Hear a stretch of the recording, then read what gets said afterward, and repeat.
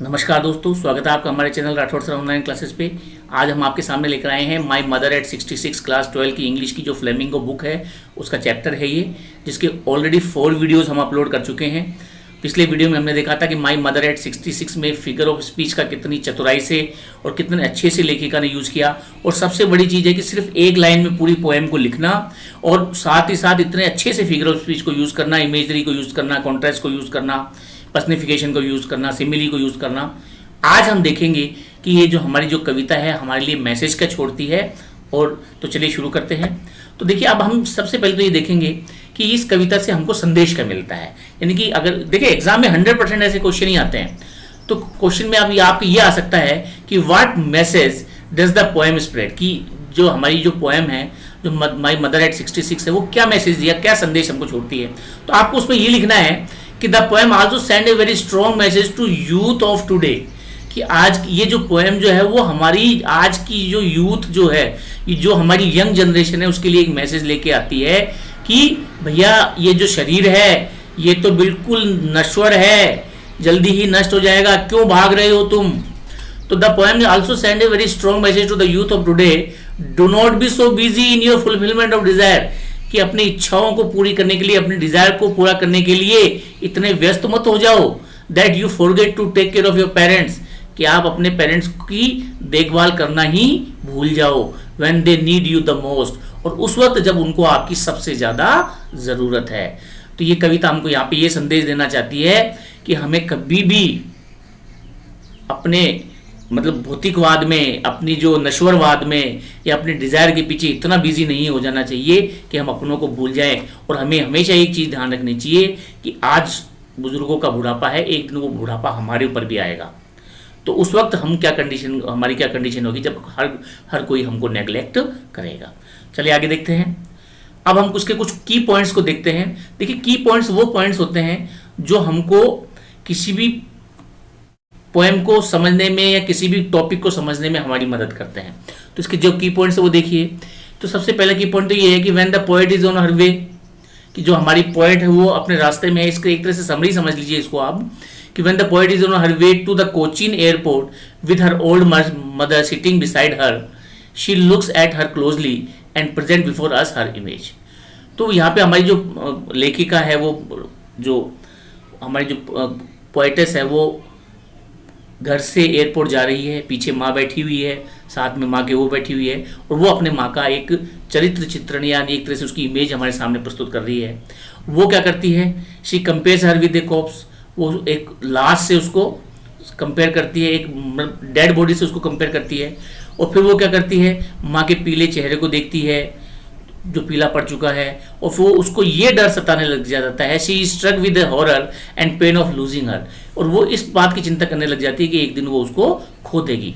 The mother with the dosing face, अब माँ जो है उसको ऊँग रही है, उसको नींद आ रही है, उसका फेस है वो डोजिंग है, ओपन माउथ है, is compare to a corpse, उसको जैसे जिस प्रकार लाश जो होती है उसी प्रकार उसका जो चेहरे को कंपेयर किया गया है।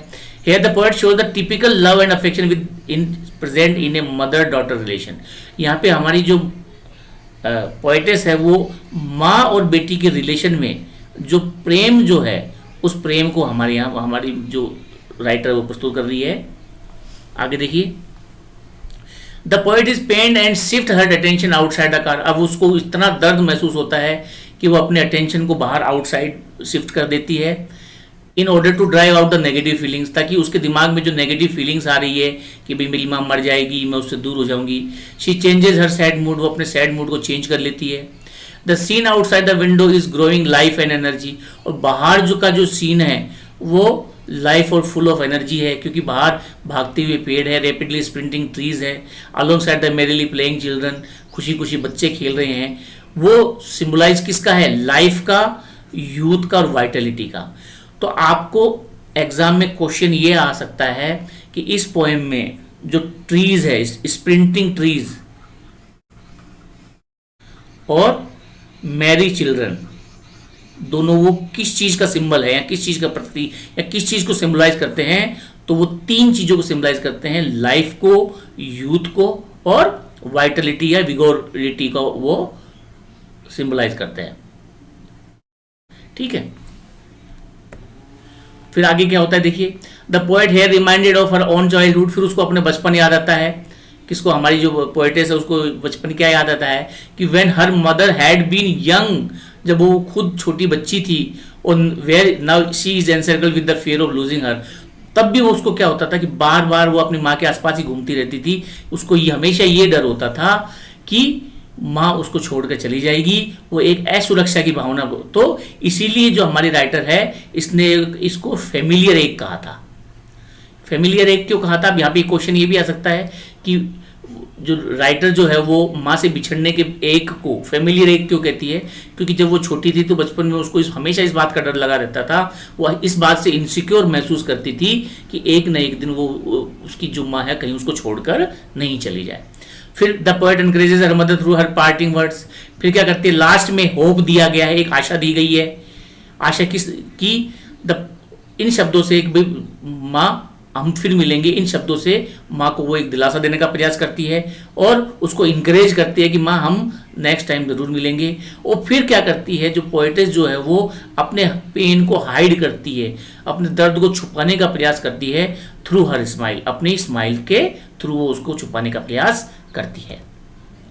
अब इसमें कौन कौन से डिफिकल्ट वर्ड्स आए हैं वो देख लीजिए। तो देखिए इसमें एक जो डिफिकल्ट वर्ड आया है डोज। डोज का मतलब होता है जैसे ऊँघना, डोज का मतलब होता है ऊँघना। जैसे हम ऊँघते हैं ना नींद में, हाफ कहीं जैसे बस में बैठ जाते हैं, थोड़ी देर नींद आ जाती है, उसको बोलते हैं डोज। ए शॉर्ट लाइट स्लीप, इसे कहते हैं डोज। एशन, एशन का मतलब पीला पड़ा हुआ, लाइक ऐश, जैसे राख की तरह जो चेहरा हो जाता है, दैट इज कॉल्ड एशन, राख के कलर का।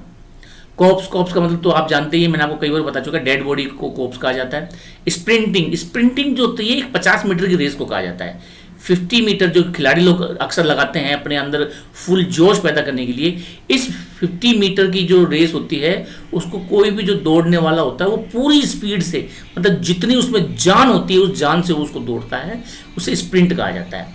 तो यहाँ पे स्प्रिंट का मतलब होता है भागते हुए। तो here shooting out of the ground. तो और स्पिलिंग, स्पिलिंग का मतलब वैसे तो स्पिल का मतलब होता है फैलना, ढुल जाना। तो आप यहाँ पे बड़ी संख्या में किसी चीज को बाहर आना, दैट इज कॉल्ड स्पिलिंग। बच्चे बड़ी संख्या में बाहर आते हैं ना, तो उसको उसके लिए स्पिलिंग चिल्ड्रन का यूज हुआ है, और ट्रीज के लिए स्प्रिंटिंग का यूज हुआ है। अब नेक्स्ट वीडियो में हम इसके रेफरेंस टू कॉन्टेक्स्ट देखेंगे, सम इंपॉर्टेंट लाइंस।